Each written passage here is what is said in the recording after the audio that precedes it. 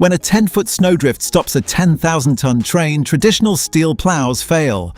But engineers did not build a bigger plow. They strapped a surplus Soviet MiG-15 fighter jet engine to the front of a locomotive. It vaporized the snow instantly.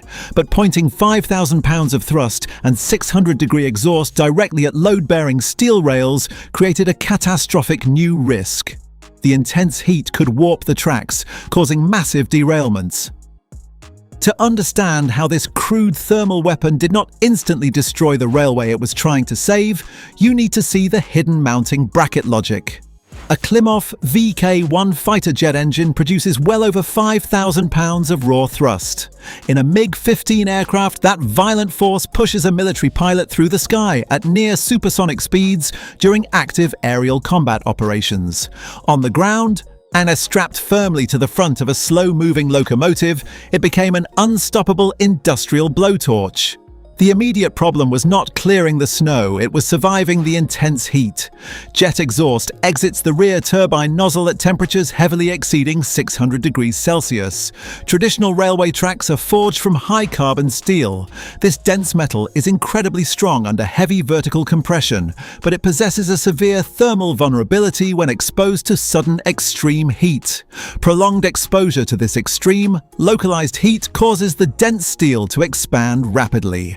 This rapid expansion leads to severe mechanical warping. When a steel rail warps even a few millimeters out of alignment, the structural integrity of the entire railway line collapses.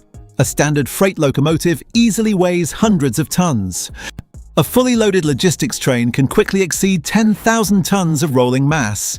If that immense mass hits a warped rail at any operational speed, the train derails. The resulting kinetic energy release is absolutely catastrophic. Railway engineers faced a brutal operational contradiction. They needed the massive heat output of a military jet turbine to vaporize a 10-foot snowdrift. But they absolutely had to protect the load-bearing steel rails lying directly beneath that identical frozen snowdrift. The margin for error was completely non-existent. The final solution was not found in advanced metallurgy. It was found in highly precise basic geometry. Engineers simply couldn't change the temperature of the exhaust, so they permanently changed its downward trajectory. The jet engine was not simply welded flat onto a standard rail car, but it was rigidly mounted onto a custom-built mechanical rig. This heavy rig positioned the turbine at a very specific, locked downward angle. Too steep, and the 600-degree thermal blast would concentrate directly on the wooden railroad ties and steel rails, melting the vital infrastructure within seconds. Too shallow, and the forward thrust would shoot harmlessly over the top of the snowdrift, leaving the frozen barricade completely intact. The optimal angle varied slightly depending on the specific engine variant used, but it generally hovered strictly between 10 and 15 degrees downward. This specific deflection angle created a massive ploughing effect made of pure thermal energy. The exhaust hit the deep snow directly ahead of the train, transferring its tremendous heat instantly into the ice. The snow did not simply melt into water. The sheer velocity and extreme temperature caused the ice to instantly sublimate, turning directly into vapor. By the time the residual engine heat reached the actual steel rails below, the temperature had dropped safely into a functional operational margin. The track remained perfectly intact. The massive train kept moving. But building this specialized rig required extreme structural reinforcement. A flatbed railcar is explicitly designed to carry heavy static weight. It is definitely not designed to anchor a fully functioning aviation turbine. When a VK-1 engine spools up to maximum power, it violently wants to tear itself free and fly forward. To keep the roaring engine completely stationary, engineers constructed massive reinforced steel cradles, while heavy-duty industrial bolts anchored these thick cradles directly into the primary chassis of the lead railcar. Heavy vibration dampeners were carefully installed to prevent the high-frequency oscillation of the turbine from shattering the rigid mounting brackets. It was a notably crude, brutalist piece of engineering, yet it reflected pure operational logic. The engineers isolated the hazardous thermal element and successfully weaponized it against the hostile winter environment. They solved the thermal threat, but pointing 5,000 pounds of jet thrust forward created a new physics problem. It acted as a massive brake against the train pushing it. Every action has an equal and opposite reaction. It is a fundamental law of physics. The Klimov VK-1 produced over 5,000 pounds of forward thrust to vaporize the snow. But that identical force pushed straight back against the train.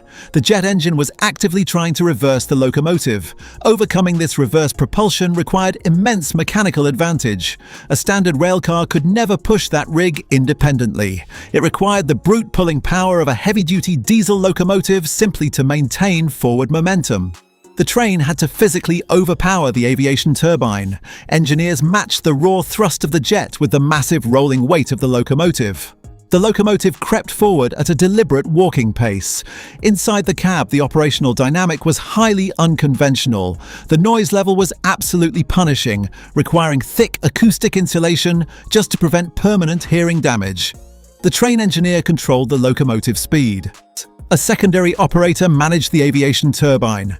Control linkages extended from the external mounting rig directly into the protected cab. This allowed the operator to throttle the jet engine precisely based on the depth of the snowdrift.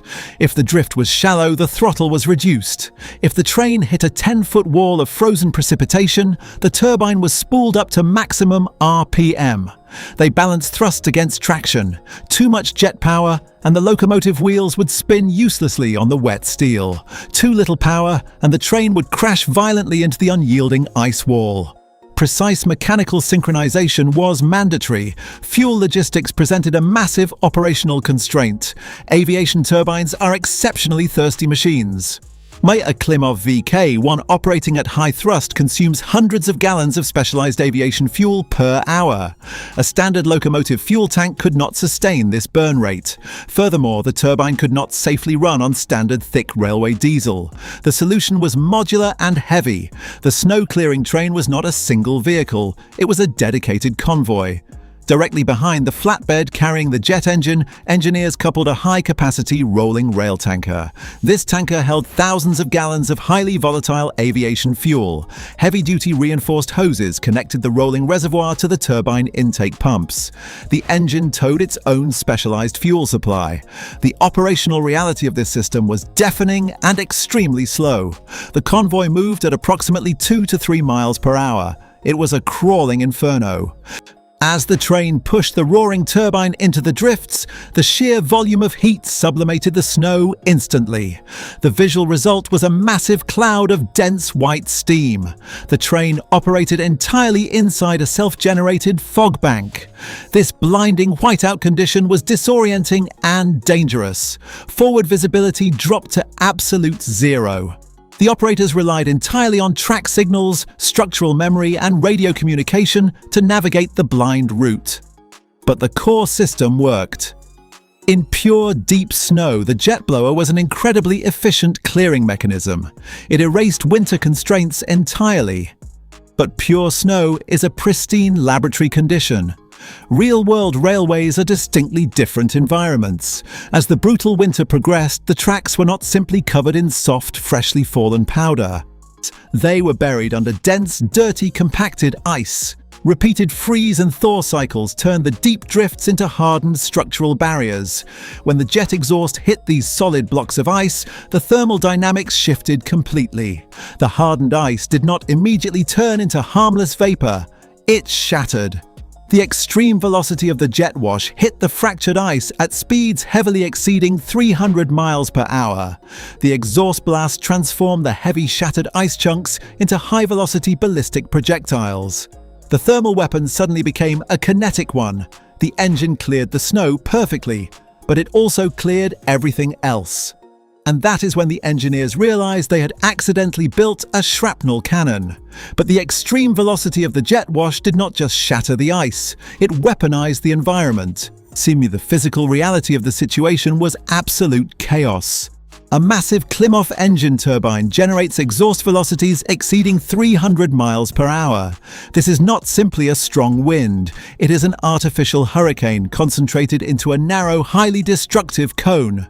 When this massive invisible wall of force hit the track bed, it ripped the physical infrastructure apart. Railroad tracks are not solid pathways. The steel rails and wooden ties sit on a deep bed of crushed stone called ballast. This stone provides essential drainage and structural flexibility. Under normal conditions, it remains completely stationary. Under the direct blast of a fighter jet engine, it became lethal shrapnel. Thousands of jagged rocks were instantly excavated from the earth. The sheer kinetic energy lifted heavy granite stones, loose metal railroad spikes, and dense ice chunks directly into the air. The jet thrust accelerated these heavy objects to ballistic speeds, firing them blindly into the surrounding environment. The train operators were protected inside their heavily reinforced steel cabs, but everything outside was subjected to a relentless barrage of rapid impacts. The resulting destruction was immediate and severe. The fast-moving projectiles shattered glass-splintered wooden utility poles and destroyed the sensitive trackside communication lines. Without those vital communication lines, the entire railway network was effectively blinded and paralyzed. The extreme heat melted the specialized greases used to lubricate critical mechanical switchgears. The delicate metal components warped, jamming the precise mechanisms required to route trains onto different tracks. The brute force solution was successfully clearing the snow, but it was systematically destroying the railway in the process. The financial and operational cost of this collateral damage quickly became completely unsustainable. Repairing miles of shattered switchboxes and replacing displaced ballast took significantly longer than traditional snow removal methods. The logistical burden of feeding the thirsty turbines thousands of gallons of specialized aviation fuel only compounded the inherent inefficiency. The railway jet blower was a magnificent mechanical spectacle, but it was an undeniable economic failure. The operational logic collapsed under the weight of its own destructive power. Yet the core engineering concept did not disappear. It possessed too much raw potential to be abandoned entirely. It simply migrated to a more suitable operational environment. While strapping a jet engine to a train proved too destructive for raised steel rails, the exact same mechanical logic was perfect for modern aviation infrastructure. Lessons learned on the frozen train tracks directly informed the next generation of extreme weather tools. Today, military and civilian airports routinely use specialized jet sweepers to clear miles of vital runways during severe winter storms. The fundamental difference lies in the surface architecture. A modern runway is a massive flat slab of reinforced concrete or dense asphalt. There are no raised steel rails to warp under extreme thermal stress. And there is no loose granite ballast to transform into deadly flying projectiles. There are no delicate mechanical switchgears sitting exposed on the surface. The concrete easily absorbs the intense exhaust, and the massive thrust sublimates the snow safely. The transition from railway to runway preserved the utility of the invention. These modern airport sweepers are quieter, highly refined, and vastly more fuel efficient. But their foundational engineering logic traces directly back to those crude mid-century Soviet experiments. They still rely on the deliberate application of overwhelming thermal and kinetic energy to defeat extreme environmental constraints. The original railway jet blowers appeared unconventional, dangerous, and remarkably unrefined. Yet that blunt simplicity reflected a pure problem-solving philosophy. When faced with a completely immovable physical obstacle, engineers did not seek an elegant compromise. They applied overwhelming, uncompromising brute force. They successfully weaponized the sky to conquer the ground.